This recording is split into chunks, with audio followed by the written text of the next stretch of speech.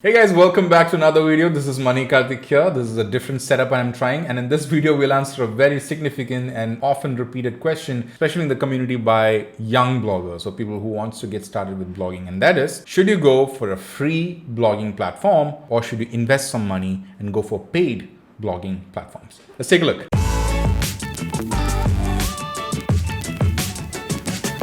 Hey guys, welcome back. So this is Mani Karthik, and if you're new here, make sure you subscribe to my channel and like the video if you like the content that I'm sharing. So watch this video until the end in order to decide that. So before answering the question of whether you should go for a paid blogging service or a free blogging service, let me tell you a story, my own personal story. So back in 2005, 2006, when I got into blogging, things were very different because you didn't have very many options like you have today to get started with. The most obvious and the most popular option you had to get started with blogging was to go on blogspot.com or blogger.com. It was the same brand from Google, which allowed you to create your own blog. And it was very, very easy, just like creating a free Gmail account. And I had a free Gmail account and I created a free blog as well on blogger.com. It was super easy, 2 minutes, 3 minutes max. That's it. So I had a blog and I was a blogger. I could get a blog name like something.blogspot.com. I think it was called dailydoseofinternet.blogspot.com. I don't even know if it's available right now. I should check probably. I'll be embarrassed for sharing this for sure. But anyways, that was the URL. And I started blogging daily, right? I started writing about stuff I thought were interesting to other people, you know, like which movies I watched, about gadgets and technical things and everything. So basically everything that came into my brain, like a brain dump plus a diary sort of. So a brain dump on a daily basis. That was what my blog was at that point of time. It was ridiculous, right? If I go back and read all of that, I'm pretty sure that it'll be like a laugh riot. I wrote some pretty bad stuff there. But the whole experience of blogging, right? I learned a lot over there, and that's what taught me a lot of lessons. When you do that self-learning yourself, you learn a lot that other people won't be able to teach you. And that's the beauty of it. So what I did in that first 6 months, I think 3 to 6 months while being on blogspot.com, I learned a lot. Not only things like that I can do, but also things that I should be doing or I can't be doing. The reason is because Blogspot had a lot of limitations, right? I didn't know that initially. I thought that this is the best blogging platform out there. It's free. Everybody is on blogspot.com. So let me also do it. And I jumped in and I started writing, started blogging. And I realized that there are a lot of things that it wouldn't let me do. Like for example, changing the URL. So being, SEO stuff that you actually want to do. So all those things couldn't be done.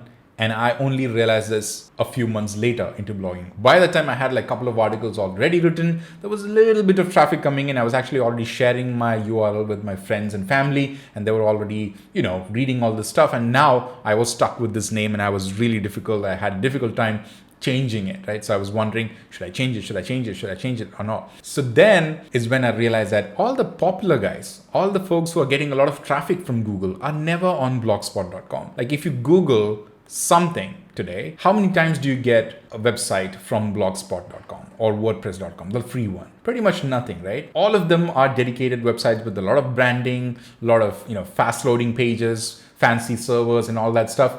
So I noticed this as well back in those days, and I thought, okay, wait a minute. So Blogspot is easy to get into, but this is not what you want, right? If you wanted to do this seriously, then you got to do something seriously. So that was the whole idea. And that's when I noticed that all these professional bloggers had their own domain name, their own servers, their own self-hosted WordPress platform. That's when I, kind of started to find out what are the things that they bought or how much did they invest. And I learned that these professional bloggers were like thousands of dollars they were spending monthly, and I couldn't do it because I didn't have that money, right? So what do? Beginner bloggers like me, what do we do other than Blogspot? So then I realized slowly that there are other cheaper options too, where you can like take baby steps and try certain things.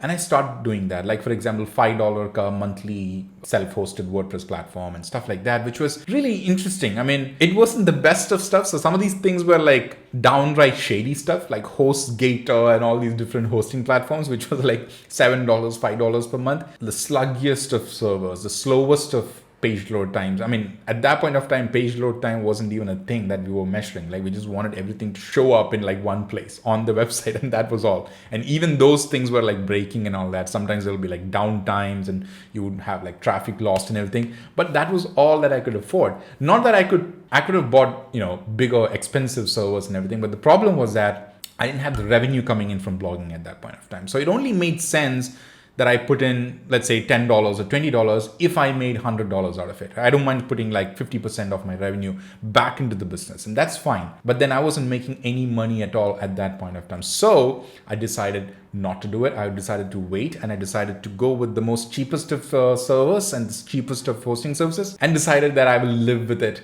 until I become, a professional blogger or reach a point where I have a lot of money coming in so that I can put it back into the business. So that's my little story, and I think it makes sense. I think the answer is pretty much clear or obvious that you see, free blogging is free blogging. There are a lot of things you can do with it, but there are a lot of things that you cannot do with it, and that's really important. Nobody tells you that until you actually go in, take a stab, and try it out. And many people make this mistake of going too far into it with the free blogging platform and then trying to switch to a pro blogging platform, and that's when it gets a little bit messy. But there are a lot of technical stuff you have to take care of. There are a lot of broken things, and there are a lot of issues, generally speaking. So you would want to avoid that. So what I would recommend you guys is, if you are starting with blogging, try to get accustomed, get familiar with the ways how blogs works and how blogging works by testing it out on a free blogging platform like WordPress.com or Blogger.com, right?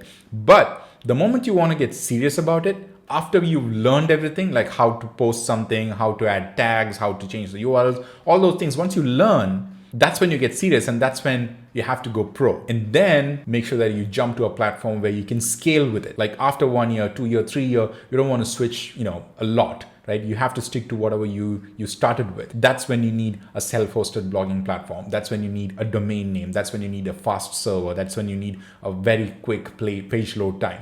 So think about those things, because you're going to need them anyways if you are serious about it. If you're just playing around with it, yeah, WordPress or Blogger doesn't make any sense. It's all the same thing, but don't waste your time with those. You have to switch from that platform. At some point of time, you're going to have to do it for sure. And many people have done it. I've done it. The faster you realize, the faster you move out of those systems, the better it is. But then take your time and find out what are the things that you cannot do and you can do. And then that's when you make the big jump. So until then, stay on the free blogging platforms. And then once you're getting serious about it, you move to a paid platform. And which paid platform to go for? There are a lot of options. I mean, I don't have to tell you this, but if you want me to recommend something, just drop a comment or, drop me an email at hi@manikarthik.com or DM me on Instagram. But if you just Google, you'll find plenty of options. A lot of people reviewing about all these different cheaper hosting or WordPress hosting options. I do have a review as well. I'll drop the link in the description. Do check it out. But that's the way to go. I hope that was useful. This is Mani Karthik signing off.